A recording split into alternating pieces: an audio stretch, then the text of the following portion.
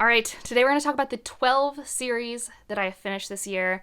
I usually do finish like 10 to 15 series a year. It makes me happy, brings me joy, and today I think I'm going to rank them-ish, as much as I can rank them, and mention what they're about, where I think it's strongest, and maybe any weaknesses that I've noticed to maybe help you decide if these are series that are worth your time, since I have spent the time finishing them. So I have a full picture view.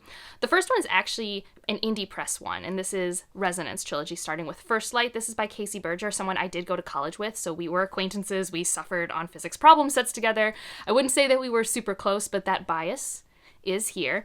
And I think I read the last book of it this year, so I read the first two books last year. And this is a really fun sci-fi space opera rebellion story. So if you like Star Wars, that definitely has a lot of DNA here. There's a lot of, we need to take down the bad guy, we need to restructure society so it is better for the average person. There are three distinct races of people that we follow. You have the kind of like bounty hunter, former princess character. We have a military person with like a past they don't even know about. And then we have the scientist who doesn't know that their research is being used against them. So we have all of that together, and we get to meet them in the first book, and I think that's why the first book's the strongest for me, because I had so much fun exploring this world, all of the mysteries being uncovered, and the second and third book looks more at the falling action of this. And I would say maybe that's the weakest part, is that maybe that falling action was a bit too much for me. Like, there was always high stakes, high energy, lots of things happening. But for me, rebellion stuff is exhausting, mainly because I am jaded. But to this series' credit, it does actually look at the question of, okay, we do need to change the system, but what are we changing it into? And I think that was really important, and I really appreciated it being here. I also did read the third book during one of my lowest points of the year, and that could also like make me think the ending is not as strong as the first book, but it wasn't a bad ending. I just think I wasn't in like the perfect headspace. So this was really fun. If any of those things are your buzzwords, it's really well crafted. I think it had really fun moments, like moments that you love reading and being entertained for. Like, I don't know, especially since I had just consumed Andor recently. It's reminding me a little bit of that, so if that's something you want a comparison to, go right ahead. And then number 11 is another sci-fi, because I think actually, if I look at this list, I've read a lot of sci-fi series this year, which is good, because normally I drop the ball on sci-fi series. But this was the Hyperion Duology. I was rereading it, and I'm generally in the camp of appreciating it and liking it, but it's not like my favorite thing of all time, and that still holds. It's funny, I appreciated the first book more on reread because I knew what its project was, the short story framework. I still think some are just, like, not good. Like, I know he was playing with subgenres, but there were some that just are not that good. So, like, that's just a thing, both positive and negative, is that the first book is this short story collection. And the second book has this weird cliche narrative framework that I think it's kind of a gimmick. I think it didn't need to be there. I didn't, for me, think it enhanced anything. There's also, like, 50% too much Keats. There's too much John Keats. I'm just gonna say it. This is supposed to be far future, futuristic world, and John Keats isn't actually relevant to the average person now. So, like, I don't know why it would be so relevant in the far, far future. Like, at least pick Shakespeare. I don't know. There was a lot of John Keats. Like, a lot. But that said, I actually really love the endings of both books and this duology. I think it's really good at ramping up the tension, of interweaving all of these plot threads, even if sometimes I thought the plots kind of had holes in them and some character actions didn't make sense to me. I love the mystery of the Shrike. I love the falling of an empire and seeing how we're changing this system and what the fallout of that's going to be. It's really well done. So even though it's not perfect for me, and the writing can be dense at time, I really appreciate it, and it's a series that I'm glad that I have reread. I still do want to continue. I just haven't gotten to the latter half of the cantos yet, which I did like more than the first half, because, you know, Fall of Hyperion is about something being destroyed. It's about something falling apart. But the other duology is about bringing something together. It's about what happens next, and I just enjoy that story. Up next, I do have a HarperCollins title, so I just want to remind you that they are still on strike, still looking for a fair contract for Living Rage in New York City. I will have all the stuff linked down below, Jess Owens' video for more information, and their tags for both Instagram and Twitter. That'll be down below if you can sign the form, if you can donate. It's still kind of horrible. So just know that, but this is the Celestial Kingdoms duology. I will just briefly say that if you like book one, you're probably going to like book two, but I think it just depends on what things worked and didn't work for you in the first book, how much you will like book 2. So I really like that this feels like a drama, like a fantasy drama that I could see on the CW. I don't know how else to explain, because for me, CWs are like my American soap operas, if that makes sense. And so that means there's a lot of twists and turns and a lot of characters doing dumb things so that the plot can respond accordingly. And if that's going to annoy you, it's going to annoy you. But for me, I kind of liked it, and I liked how the relationships went back and forth. I love a love triangle. I'm going to say I still hold that the first book doesn't have a love triangle and that we are misdefining it. But by the second book, we have a love triangle. So regardless, I like it. So just know all of that. I think that means either you're going to have the right expectations and know not to pick it up, or when you do pick it up, I think it's just more fun if you lean into the fact that this is dramatic. You know, like, it just truly is sometimes a little over the top, and you're just like, but why would you do that? And I will say the main character is not my favorite, so that is the weakest part for me, is I don't love her. But I still loved being here. It had a lot of qualities that I like about reading fantasy in the winter. It just was familiar and tropey in ways that I enjoy. And I think it was smart that it's just a duology. I think if it was a trilogy, I would probably not continue, because I'd just be like, I feel like I've already consumed everything I want right here. So, yeah. And then up next, we have Xenogenesis by Octavia Butler. I feel like I forgot to say this at the top, but I do have should you reads for most of these down below. This is the one where it's less of a should you reads and more me discussing what Butler's doing, because, like, that's what Butler does. She makes me think, she makes me engage with her work, even if I'm uncomfortable, even if it's not a favorite of all time. This is no exception. So just know I'll have that playlist down below. And if you want to hear more spoiler-ish, spoiler-adjacent thoughts of this, you can go there, because this is definitely one of those series where I don't like to talk about too many things about the setup, because I don't want people to be spoiled in the first book, because the first book is kind of this whole, what's happening to our main character? How do we unpack that? And I do think that's kind of a fun thing to explore. But at the same time, I do want you to know that this is incredibly uncomfortable. Like, this is an incredibly uncomfortable series, and for me, the second book's my favorite because it was the least uncomfortable, and it was following a character that is a part of multiple worlds, I guess, essentially, you know, like the equivalent of maybe being biracial or multiracial, but like in the context of what's happening in the sci-fi space, and I enjoy those characters who straddle the lines of different locations and figuring out culturally what they end up doing with all this information, especially if everyone's not on the same side. So that's what the second book gets to do, and I really like that. The first and third book are good.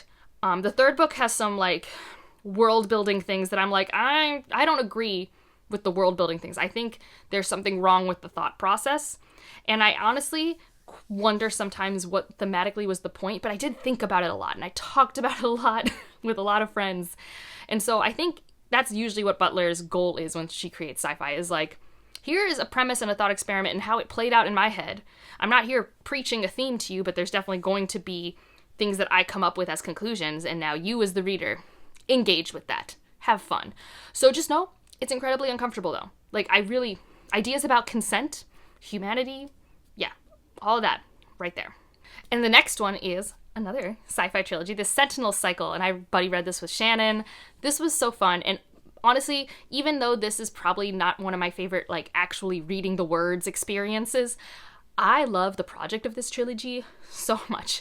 As I've already kind of said, I get burnt out on rebellion things. I get burnt out on looking at the same government systems over and over again, just because I've been reading sci-fi and fantasy and consuming sci-fi and fantasy on TV my entire life. And the same song and dance is getting boring to me. And also, I'm just exhausted because of the real world, you know?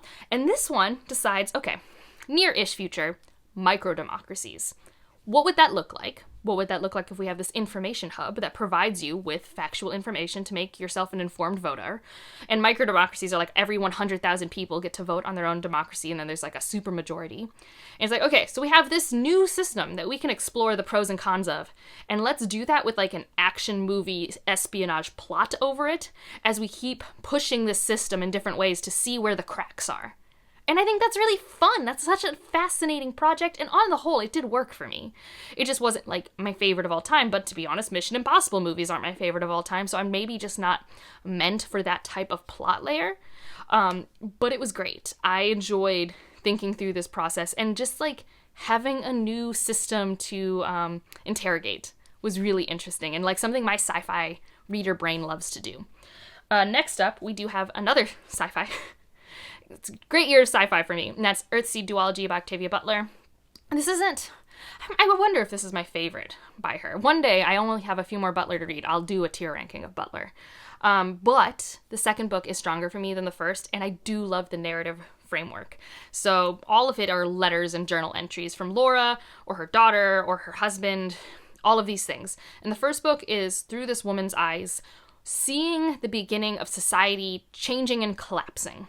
And I think the series itself takes place in 2020-ish, so now-ish. And it's in California. I want to say it's California. And so she's writing these journal entries responding to the changes in the world, how her community is keeping things together, what they have done to maintain safety. At the same time, she is developing her own religion. This is how she is coping. This is how she's making sense of her reality. And then she starts to gather followers and proceeds to try and attain her goal, what she thinks is the religion's goal. That's the first book. The second book, we also get a couple more perspectives, like I said, from her daughter, her husband, and that's really fun because then you have someone who's like also talking over Laura, being like, but why does she believe this? And, you know, interrogating what Laura's saying and things like that. And I really enjoy that one. That one also from a plot perspective is, it's really hard to read, as all Butlers typically are, and in that way, it had a lot of drama and tension and stakes, and you're just like, how are we getting out of this situation? This is so difficult to look at, but that's that dystopia quality. The reason we can't look away when we read dystopias, that's in the second book. So, yeah. And, I will say, people always know that this is an unfinished trilogy. It reads well as a duology. Most Butler books, actually, you finish a Butler book, and you don't need the next book. Typically, like if you even have a next book, it usually has new perspective characters or there's a time jump. And so after this, you feel like, oh yeah, we've met our stopping point. This makes sense. And it kind of makes sense why it might have been so challenging to have put the thoughts together for the third book that never happened. So if you're like me and were nervous about like, it's an unfinished series, it reads fine. So those were the bottom half of the list. And these top 6 are just like... they're the winners, okay? Even with their faults and everything, they're the winners, okay? So I might say some, critical things, but just know I really like these. And so number 6 is Queens of Renthia. I still have to read a companion novel that someone keeps telling me about in the comments, and I keep forgetting to put it on my TBR, because I think this could even make it go up higher, because I think the ending's the weakest part. And I'm an endings person, so like it kind of sticks with me, but then I remember how much fun I had reading the first 2 books, because this is great, solid fantasy for adults that reminds you of the fantasy that made you fall in love with reading when you were a kid. It's that type of feeling. You have the mentorship trope, you have animal companions, you have elemental spirit magic, you have a chosen one who is like actually really good at being a leader and thinking and like is really bad at being a Mary Sue when it comes to her magic, which is really fun. And then you have a mother character who's like really strong and very reluctant to follow into her chosen one role. It's phenomenal. It has great adult romances and interactions, and I just wanted more. That's my only complaint about the third book, is just I wanted more, and there is another book that I just haven't read yet. But I finished the trilogy, which is why it's on this list. It's great. Sarah Beth Durst is someone I need to be reading more of, because in terms of just fun fantasy that is really well paced, that is tight, that has emotional moments and fun characters to root for, this is great. It's just so fun. So that's why it's this high on the list. This next one I really wasn't expecting to be as high as it is. But the ending was the best part. It was so good. Like, this is the example of why I'm an endings person and I'm a slave to a good ending, and that is the Tawny Man series. If you've been following me, I've been reading this since summer, and I've had some struggles. Like, the first 2 books were 4-star reads. Like, they weren't bad. I wasn't about to DNF Realm of the Elderlings, but I've been struggling. I think part of that is the really masterful character work that is Fitz. That doesn't mean I like Fitz. Actually, it actively means that that's what made it really hard for me to read this series, because Fitz reminds me of people in my life and have harmed me in ways that Fitz is harming the people in his life, which makes him extra unsympathetic to me. I'm just like, oh, I'm sorry. Why are you doing that? That's dumb and hurtful and wrong, and why are you continuing the cycle? And I know the answer is that this is just how people are. Like, but it meant that I was just really unforgiving of Fitz for a large portion of the series. But then the third book happens, and I can't even tell you why or anything like that, but the third book was the first moment where I was just like, oh, yeah, I'm probably going to be rereading Realm of the Elderlings one day. And I don't think it's necessarily like a big moment or anything. It's just that like I felt so good. Like the catharsis that I felt after all of the things that happened, I was just like, man, the context, the payoff, how we've built to here, like that's just the payoff was worth it for me. So even though the first 2 books were struggles for me, they weren't like my favorite fantasy reads in a really long time, Fool's Fate is probably my favorite Fitz book. Like I think before that it was Royal Assassin, but Fool's Fate is easily top tier for me. So who knew? I didn't know. Up next is another one where I thought the ending was fantastic. This is the Founders Trilogy. Really good. I know the ending's been contentious for a lot of people. I don't mind the time skip. If anything, I probably should have reread Shorefall just to remember who were the big bads. Like, totally forgot who the evil people were. But I really liked the time jump because it allowed for us to approach the problem from a new angle and have new problems. And I enjoyed that. And I enjoyed seeing this magic being used in such a different way. And again, it's a scenario where we have a new type of society. And I like that. I just like looking at new things. And I thought the ending was very lovely and cathartic.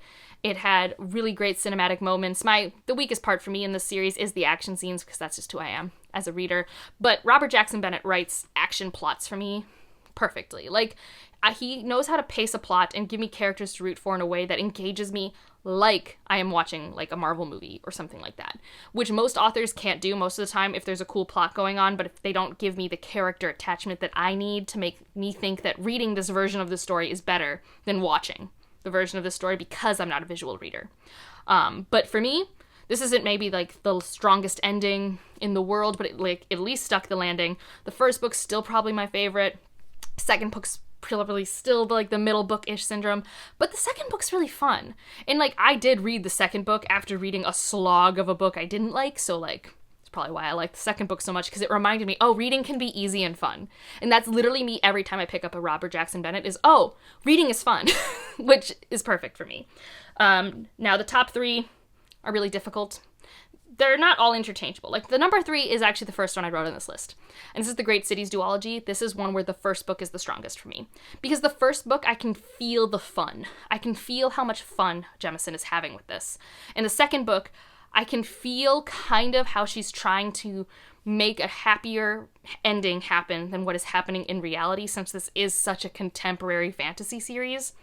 And I think that's why it's so short. I think that's why we went from a trilogy to a duology. And for that reason, although I think it's actually still a really strong ending, it's a little rushed for me. It's not as long as I'd want it to be. I don't get to spend the time with the characters that I want to. Whereas the first book, it's a bunch of, fish out of water scenarios. We need to all come together even though our personalities don't mesh to save the day, and I like that. Those are my tropes. And it's Jemison's voice. So, don't really have to say more about that. It's just how it works for me. Now, these top 2 actually really are difficult. Like, truly. I think I have landed on it because I do think the one that has more weaknesses, even though they both are so stellar, I just want you to know, like, I love both of these series so much, is Mistborn Era 2 is number 2. I love the ending. The ending is, each book gets better. It gets better and better and better and better each book. And, I mean, from that perspective, Alloy of Law is the weakest. I get to read it with a lot of nostalgia glasses because I got to read it, like, over a winter break in, like, my senior year of high school, and, like, I was buddy reading it with my boyfriend at the time. It was a really fun memory and experience of just, like, buddy reading it back and forth and be like, oh, have you gotten to this part yet? Who do you think is doing it? Like, we had so much fun. But that said, I know it's not the strongest. And the last book, its pacing, its way of switching between characters, how Sanderson gets so much better at action scenes by the end of this series, because a lot of the times his action scenes can be very clinical, and then they do this, and they react to this, and then this happens, and blah, blah, blah, and it's not very fun. But now there's a lot more of the emotion of it, or I could see the, like, setups for these epic moments, like if it was a movie. Yeah. And I love Steris. And Marcy wasn't my favorite for a really long time, but I love where her arc went. I love how the Cosmere opens up. It's really good. So weakest point's probably the beginning. Strongest point is the end, and it's only trending upwards between the 2. So the last one. This is not a surprise if you've been watching any of my videos, but it's A Chorus of Dragons. Like, oh my god. This series was so good. These are like 500-page books. I think one of them might be 600 or 700 pages, and I read all 5 of them in like a 2.5-month period of time while reading other books because I was that obsessed. I was having that much fun. And I mean, my goal as a reader is to always be reading things that make me want to read. It's what I always want. It's what I'm always striving for. And from page 1, I was like, oh, I'm in. I'm in. Like, something about the writing style, something about the premise. The audiobook narrators were phenomenal. My favorite book is probably the middle book, but I give them all 5 stars. The middle book is Memory of Souls. It just has the most of my favorite characters, and they're interacting in ways that are really fun. I will say maybe one of the weaknesses of this series is that you get a large cast. By the time you're at the ending book, you've got a large cast of characters, and it's made even more complicated because there's soul swapping and regeneration and reincarnation. It's a little tricky. I did okay. I like convoluted things. That's partially why I really love this series, is it has that puzzly nature, but it also had people I really loved rooting for. It had such fun, unique cultures and government systems. It was just so new and fresh, and it had people I cared for, and it had relationships I was rooting for. And, I spent a good portion of the series not knowing who the big bad was and how we're going to handle it because of the nuance of how it was set up, and I really liked the payoff. It was so fun. And it's also a fantasy series that truly is just like, oh, you want fantasy? You want magic? Here you go. And it doesn't hold back. It's so fun. So for me, it was perfect. So how many series have you read this year? What are your favorites? What are some that you would recommend to me based off this list and the thoughts that I've had? Remembering that I am an endings person, for better or worse. And that's it for this one. If you want to leave an emoji, leave a dragon for Course of Dragons. And otherwise, like if you liked it, subscribe if you want to, and I'll see you in the next one. Bye.